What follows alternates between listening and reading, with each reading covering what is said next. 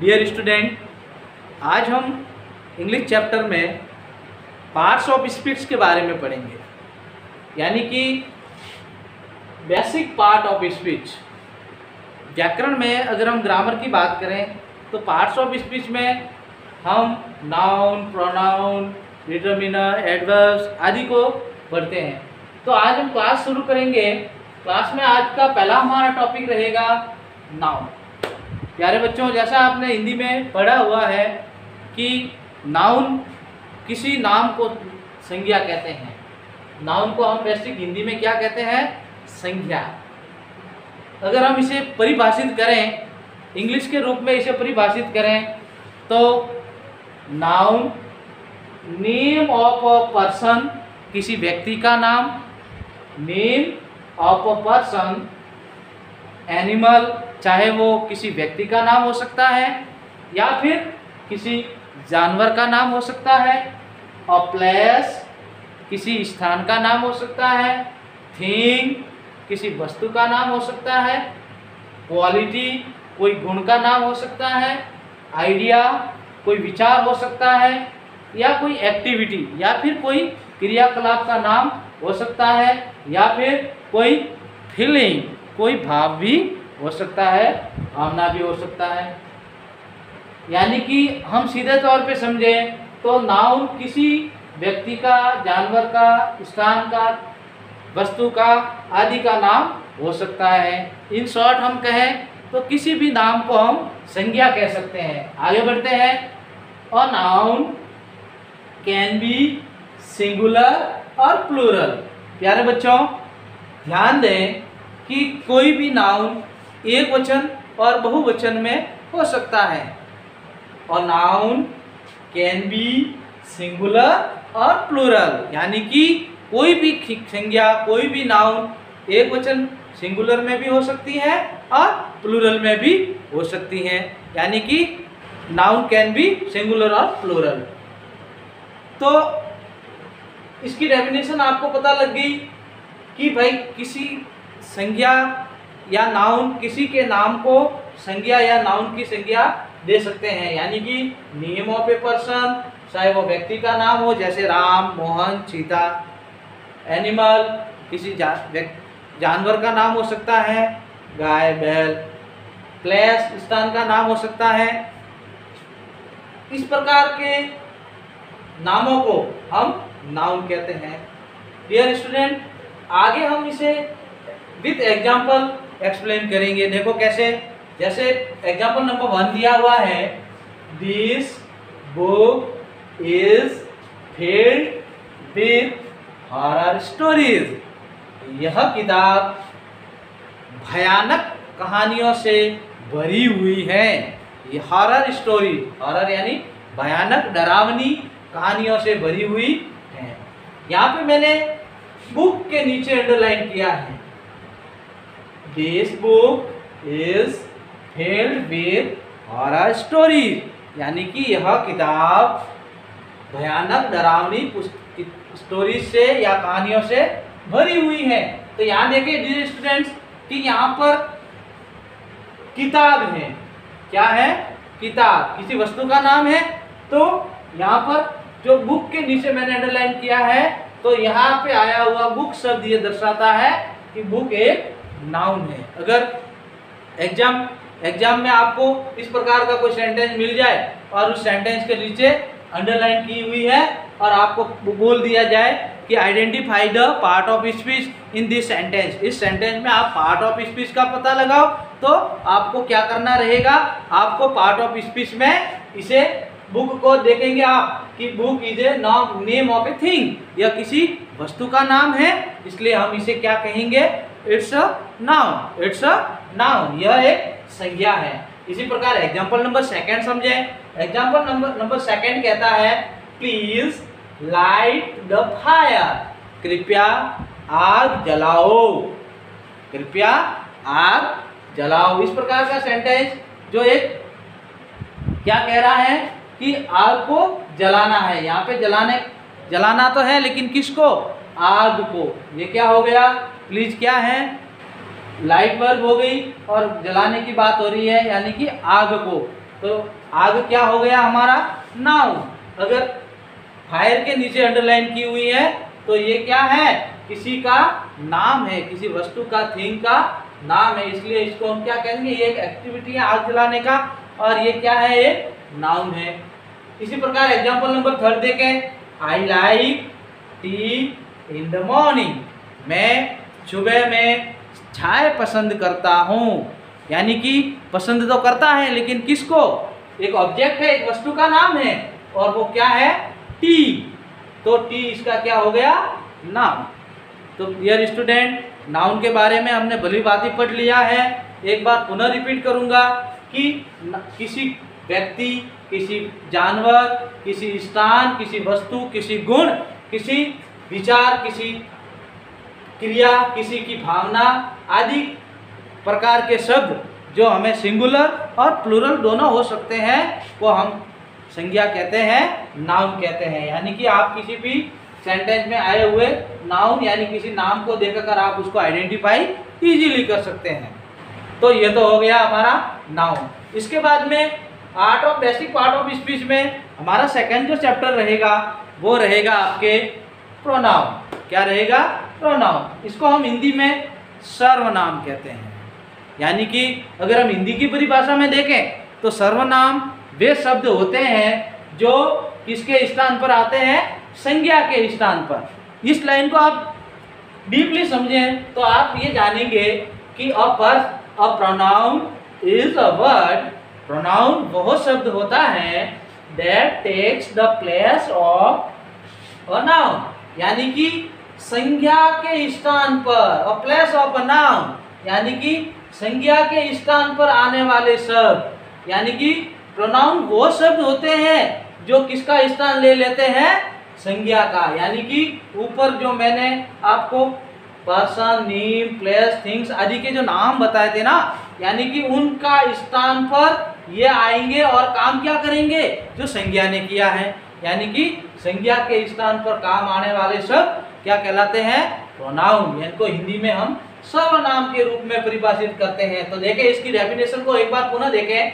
A pronoun is a word. Pronoun वो शब्द होता है दैट टेक्स, जो लेता है, the place of a noun, एक संज्ञा का स्थान लेता है। यानी कि वो काम क्या करेगा? संज्ञा का काम करेगा, क्योंकि वो संज्ञा के बदले में आ रहा है। जैसे लाइक, आई, मैं अपना नाम न लेके मैं कहूँ, एक तो मैं कहूँ कि मैं, जैसे मेरा नाम राहुल है तो मैं कहूँ राहुल इंग्लिश पढ़ाता है, राहुल इंग्लिश पढ़ाता है। और इस राहुल के बदले में अगर मैं राहुल का नाम न लेकर कहूँ कि मैं इंग्लिश पढ़ाता हूँ तो इट विल बी बेटर। तो राहुल की जगह पे क्या? Rahul is noun. आपको पता है ना राहुल एक नाम है, तो राहुल क्या था? नाउन था। नाउन था, राहुल नाउन था, तो नाउन की जगह मैंने क्या बोल दिया? आई। यानी कि नाउन की जगह क्या आ गया? ये आ गया प्रोनाउन। तो राहुल नाम के नाउन के स्थान पर आई नाम का जो प्रोनाउन आया है वो क्या है? संज्ञा का स्थान ले रहा है। तो क्या हो गया? ये प्रोनाउन। आई, यू, दे क्या है? प्रोनाउन। जैसे एग्जाम्पल के द्वारा हम इसे और क्लियरिफाई कर रहे हैं। जैसे एग्जाम्पल नंबर 1 कह रहा है it is filled with dirty water. किसी चीज, यह गंदे पानी से भरा हुआ है, यह गंदे पानी से भरा हुआ है। यानी कि किसी वस्तु का नाम न लेकर उस वस्तु को हमने क्या नाम दे दिया है? यह उस व्यक्ति के पास में स्थित होगा, इसलिए उस संज्ञा के स्थान पर हमने बोला it is filled with dirty water. यह गंदे पानी से भरा हुआ है। चाहे वो टंकी हो या फिर कोई वस्तु है या खड्डा है, यह गंदे पानी से भरा हुआ होगा, तो हमने उस स्थान का या फिर उस वस्तु का नाम न लेकर हमने उसकी जगह इट कर दिया। तो उस स्थान, उस वस्तु के स्थान पर इट आया, ये उस संज्ञा के स्थान पर, उस नाउन के स्थान पर हमने प्रोनाउन का यूज कर दिया। तो अंडरलाइन किया हुआ शब्द हमारा क्या है? प्रोनाउन है। क्या है? प्रोनाउन है। इसी प्रकार एग्जांपल नंबर 2 देखें। Please light their fire. कृपया उनके आग जलाएं। कृपया उनकी आग जलाएं, यानी कि हम किसी अन्य व्यक्तियों के जो हमारे पास में स्थित नहीं है उनकी आग जलाने के लिए कह रहे हैं। हम क्या कह रहे हैं कि उनकी आग जलाएं, यानी उनके लिए आग जलाएं। किनके लिए? जो दूर स्थित है। हम उनका नाम न लेकर, हमने उनका नाम नहीं लिया है और नाम के स्थान पर हमने क्या बोल दिया? उनकी, देयर, उनके लिए क्या जलाना है? फायर। तो ये संज्ञा जो थी, नाम थे, उनके स्थान पर हमने किसका यूज कर दिया? देयर का। तो ये क्या हो गया हमारा? प्रोनाउन। क्या हो गया? प्रोनाउन। यानी कि हम संज्ञा को विलुप्त कर कर उसके स्थान पर कुछ ऐसे शब्द रख देते हैं जो काम वही का वो करेंगे, यानी कि उन शब्दों का हम रिपीटेशन न करके हम उन संज्ञाओं के स्थान पर ही अन्य शब्द यूज करेंगे। इस प्रकार के शब्द हम क्या कहलाएंगे? प्रोनाउन। इस प्रकार अन्य समझे। प्रोनाउन के बाद में प्रोनाउन में अगला एग्जांपल देखें। I would like some of them in my tea. मैं पसंद करता हूँ, मैं पसंद करता हूँ।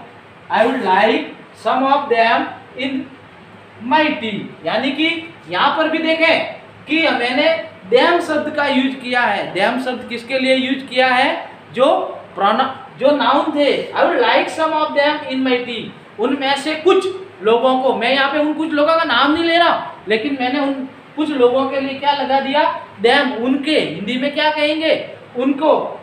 I would like some of them, मैं उनमें से कुछ लोगों को टी के ऊपर पसंद करता हूँ। तो इस प्रकार उन सब लोगों का नाम ना लेकर मैंने उनके स्थान पर क्या यूज कर दिया? देम। तो डियर स्टूडेंट, इस प्रकार हम नाउन के बदले में कुछ ऐसे शब्दों का यूज करते हैं जो उनका नाउन का ही काम करते हैं। That's called pronoun. तो संज्ञा और सर्वनाम, इनको इंग्लिश में नाउन कहते हैं और इसका हिंदी होगा संज्ञा, और यह है प्रोनाउन, यानी कि एक स्थान, इसके स्थान पर दूसरे स्थान ले रहे हैं, ये प्रोनाउन हो जाएंगे। बेसिक पार्ट ऑफ स्पीच में आगे रहेगा हमारा वर्ब। तीसरा स्थान वर्ब में हम परिभाषित हुई देखें। वर्ब, इसको हिंदी में क्या नाम देते हैं भाई? इसे वर्ब को हिंदी में क्रिया कहते हैं। वर्ब को हिंदी में क्या कहते हैं? क्रिया। देखें, a verb shows action and can be a main verb। क्या कहते हैं कि एक क्रिया दिखाती है। ए वर्ब shows action, यानी कि किसी क्रियाकलाप को दिखाती है। And can be a main verb, एक क्रिया होती है वह किसी भी गतिविधि को दिखाती है और क्या हो सकती है? Can be a main verb, एक तो मुख्य क्रिया हो सकती है वर्ब, जैसे कि सच एज रन, जैसे कि दौड़ना मुख्य क्रिया है। जैसे वह दौड़ता है, वाक्य में देखो काम क्या हो रहा है? दौड़ने का, तो वो क्या होगी? मुख्य क्रिया। सच एज रन और सिट, या फिर बैठना। और हेल्पिंग वर्ब्स, मेन वर्ब के साथ साथ एक क्रिया हेल्पिंग वर्ब्स भी हो सकती है। हेल्पिंग वर्ब बोले तो सहायक क्रियाएं जो टेंस को पहचानने में, बनाने में मदद करती है। सच एज, जैसे कि वह और हैज, जैसे कि प्रेजेंट पास्ट कंटिन्यूअस की वर्ब अस, प्रेजेंट परफेक्ट का हैज। इस प्रकार जो वर्ब्स हमें काम को दिखाती है वो तो हो गई हमारी मेन वर्ब, और जो टेंस बनाने में मदद करती है वो है हेल्पिंग वर्ब, वर और हैज। तो हेल्पिंग वर्ब्स एज, वर और has. Verbs also indicate tense, जो वर्ब होती है वो टेंस को भी इंडिकेट करती है, यानी कि हमें टेंस के बारे में भी वो संकेत करती है।